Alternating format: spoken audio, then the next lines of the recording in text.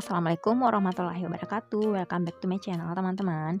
Oke, di video kali ini kita akan membahas mengenai postingan dari sosial media BKN ya, teman-teman. Ini menyinggung mengenai penghasilan atau gaji dari PNS itu per 2020 ini. Nah, jadi siaran persnya itu berjudul tentang urgensi reformasi sistem pangkat dan skema penghasilan PNS ke depan.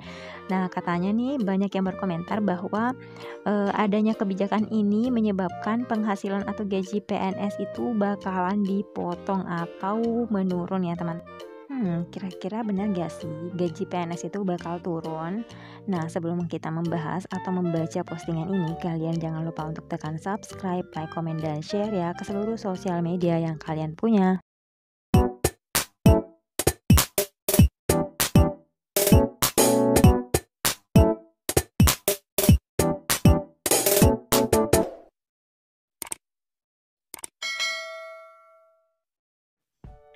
Oke, kita langsung baca aja ya isi dari siaran pers BKN ini.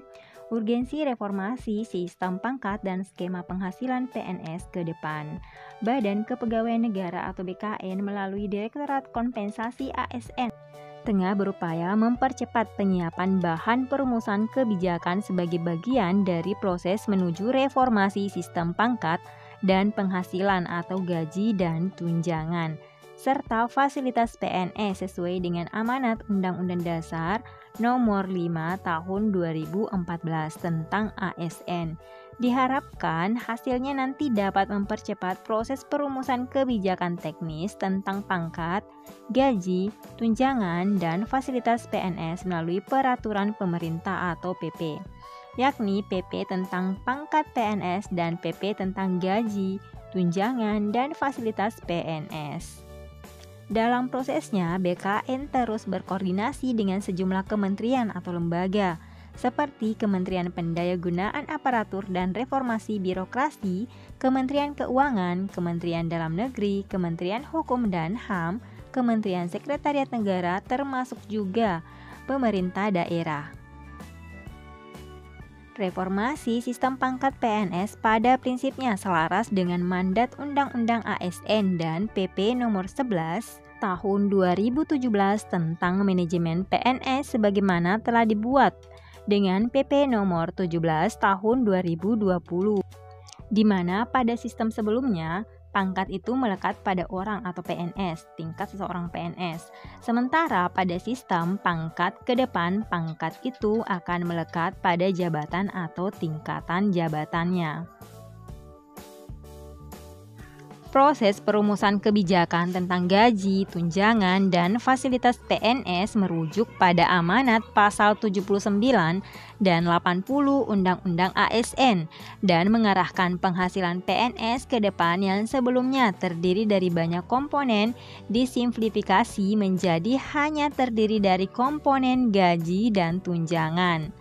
Formula gaji PNS yang baru akan ditentukan berdasarkan beban kerja, tanggung jawab, dan risiko pekerjaan.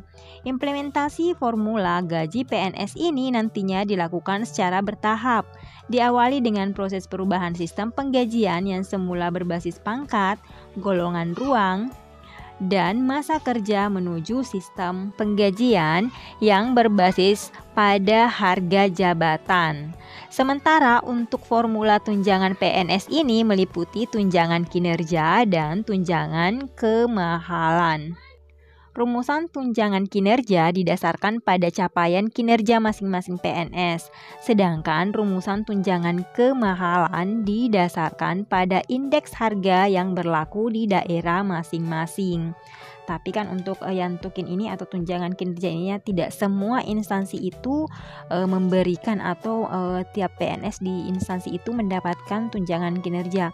Kebanyakan sih untuk tukin ini atau tunjangan kinerja ini hanya diberikan oleh para ASN yang ada di bawah naungan kementerian. Sedangkan untuk para ASN yang ada di daerah seperti Pemprov maupun Pemda sepertinya itu tidak ada tukinnya ya, kecuali kayaknya kalau di Pemprov DKI Jakarta ya kayaknya ada tukin. Coba di daerah kalian kira-kira ada tukin juga nggak untuk di bawah naungan Pemprov ataupun Pemda kalian? Komen di kolom komentar ya.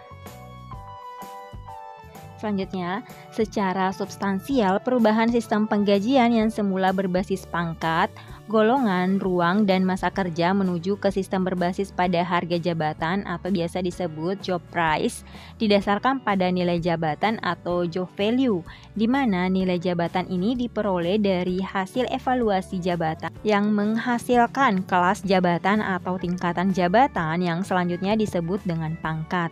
Perlu diketahui bahwa pengaturan tentang pangkat PNS saat ini sangat saling terkait dengan pengaturan tentang gaji PNS sebagaimana yang diatur di dalam PP nomor 7 tahun 1977 tentang gaji PNS sebagaimana telah diubah 18 kali terakhir dengan PP nomor 15 tahun 2019. Begitu juga dengan regulasi yang mengatur tentang gaji PNS memiliki keterkaitan erat dengan regulasi-regulasi lainnya, seperti jaminan pensiun PNS, jaminan atau tabungan hari tua PNS, jaminan kesehatan, dan lain-lain. Seluruh kebijakan penetapan penghasilan PNS tersebut tentu berkaitan erat dengan kondisi keuangan negara, sehingga dibutuhkan upaya ekstra hati-hati dan didukung dengan hasil analisis dan regulasi yang mendalam dan komprehensif, sehingga menghasilkan kebijakan yang baru tentang pangkat, gaji, tunjangan, dan fasilitas PNS agar nantinya tidak memberikan dampak negatif baik terhadap kesejahteraan PNS maupun kondisi keuangan negara. Oke, jadi sepertinya untuk regulasi atau kebijakan yang dibuat untuk gaji PNS ke depannya ini, dia mengadopsi pada sistem kompensasi yang digunakan di perusahaan ya. Oke, jadi sederhananya mungkin seperti ini ya. Jadi mereka berdasarkan pada price jobnya yang akan ditentukan berdasarkan faktor dari kompensasinya seperti beban kerja, resiko pekerjaan, keahlian, dan lain-lain. Jadi misalnya saja beban kerjanya itu ada mekanismenya, jadi akan diperhitungkan juga untuk mekanismenya tersendiri ya untuk beban kerja ini. Jadi semakin tinggi beban kerjanya ya pasti gajinya itu juga akan semakin tinggi. Terus semakin besar resiko pekerjaannya juga pastinya gajinya juga akan semakin tinggi. Jadi ini memang mirip dengan sistem kompensasi yang ada di perusahaan menggunakan sistem job price ini. Nah, gimana nih menurut kalian teman-teman? Apakah kebijakan ini ke depannya malah akan membuat gaji PNS makin turun sehingga menyebabkan kurang sejahteranya para ASN di negeri ini? Coba kalian komen ya di kolom komentar.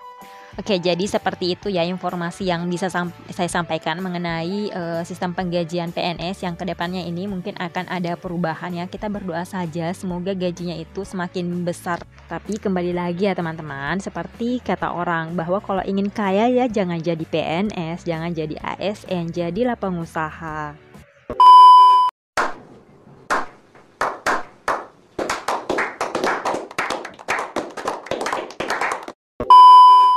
Tapi bukan menuntut ingin kaya juga sih ya teman-teman. Kalau dipikir ya setidaknya gaji atau penghasilan yang kita dapatkan itu cukup lah untuk kehidupan kita sehari-hari.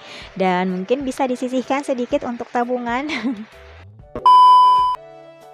Ya pokoknya semogalah kebijakan kedepannya dari pemerintah ini bisa memberikan kebaikan untuk seluruh ASN yang ada di seluruh Indonesia ya teman-teman. Utamanya kan seperti kita ketahui bahwa masih ada ASN yang utamanya tenaga guru yang berada di bawah naungan Pemda maupun Pemprov dan ditugaskan di daerah terpencil, bahkan mereka hanya mendapatkan gaji pokok saja tanpa adanya tunjangan-tunjangan lain. Jadi semoga saja kebijakan yang akan dibuat ini, adanya perubahan kebijakan baru bisa membawa juga kesejahteraan bagi tenaga guru yang ada di daerah terpencil tersebut.